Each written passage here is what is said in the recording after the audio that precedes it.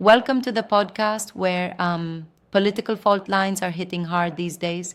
We're looking at the recent turmoil in the GOP, especially with Bannon's warnings around Epstein and all this MAGA civil war stuff. Yeah, truly intense. So we're talking about 40 seats potentially on the line, right? Exactly. It's like a civil war within the MAGA base. And some analyses are saying that if this internal fighting continues, the GOP could lose about 40 seats. It's a major warning. And then there's this twist with President Trump now backing Attorney General Pam Bondi, right? Right, that's another layer. Trump's support for Bondi comes amid serious backlash from his core MAGA supporters based on the handling of the Epstein files. Yep. This kind of split both rattles the party and reshapes the base's loyalty. It's a convoluted picture, isn't it? On one side, you have the internal revolt among those die-hard MAGA followers, and on the other, you have Trump trying to steady the ship by backing Bondi. Exactly. And what's truly fascinating is how commentators on MSNBC, like Matt Dixon and Jonathan Allen, along with strategist Matthew Dowd, are dissecting the revolt. Right. They say it's more than just policy. They're signaling a major identity crisis in the party. Yeah, there's so much at stake. But do you think the backing of Bondi will really appease the base, or could it, further fuel the internal divisions? That's a great question. See, on one hand, Trump's backing can be seen as a sign of stabilization, like we're still standing together. But on the other hand, many in the MAGA crowd see the Epstein files mishandling as a betrayal of their trust.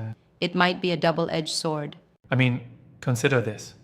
If Trump supporters feel that the administration is not taking the Epstein matter seriously, that could really weaken their bond. Precisely. It's like, imagine you're in a sports team and the coach neglects a key strategy that wins games. Suddenly, your trust in the leadership drops. And here, the Epstein files are that, critical play that seems to be getting mishandled. Right, and Bannon's statement about possibly losing 40 seats isn't just hyperbole. It's a stark reminder that these internal conflicts could have very real, measurable consequences for the party in, upcoming elections. Absolutely, and it makes you wonder if the GOP this time is really prepared for such a level of internal dissent. I mean, the unity that was once seen as their strength is now fracturing under the pressure. Now, I've heard some critics say that maybe this entire backlash is more of a political maneuver than an actual ideological split. What do you think about that? Yeah, there's definitely an argument there. Some argue that these controversies, like with the Epstein documents, are being amplified to serve political goals, both to galvanize the faction loyal to Trump and conversely to provoke a shakeup in the party leadership. It's Right. like a strategic ploy.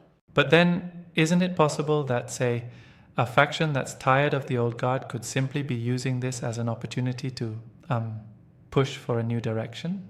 That's a possibility. I mean, internal revolts sometimes force parties to innovate and evolve. However, if the division comes with something as sensitive as the handling of Epstein files, the damage might run deeper than just like a simple policy disagreement. And honestly, it seems like the reverberations from this could go well beyond just the number of seats in Congress.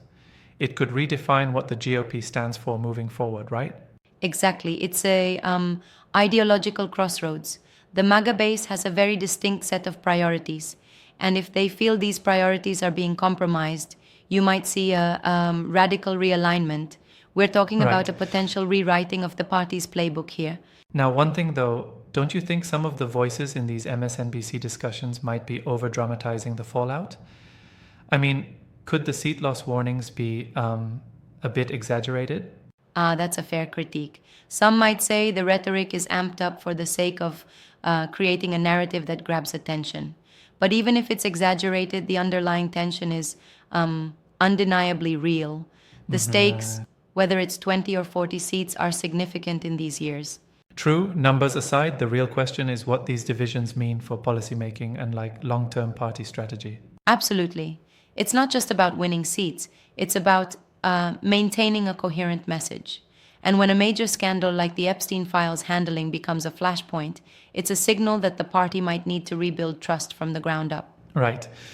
Speaking of rebuilding trust, do you think Trump's backing of Bondi is a genuine attempt to restore stability? Or is it more of a tactical move to cater to his core followers? Honestly, it's probably a bit of both. Trump has always played the political game with a mix of personal loyalty and strategic maneuvering. Backing Bondi might be his way of saying, I control the narrative, even if it means alienating some moderate voices. That's interesting. It reminds me of those moments when leaders have to decide between appeasing a vocal minority or trying to unify a fragmented group. Yeah, it's like walking on a political tightrope. One misstep, and it could unravel the entire support structure. Right. And with such high stakes, every move is under intense scrutiny. I'm also struck by how these controversies tend to overshadow other policy areas.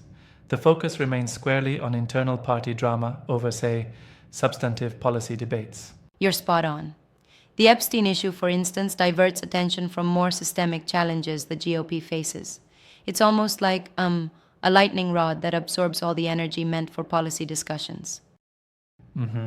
Right. And while the public is transfixed on the scandal and internal warfare, other pressing issues might not get the debate they deserve. Exactly.